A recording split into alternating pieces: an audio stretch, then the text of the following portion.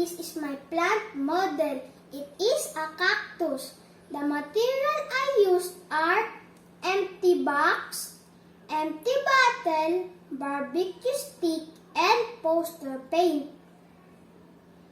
The specialized structure of cactus are thorns for harmful insects and animals that can destroy the cactus plant. Thank you.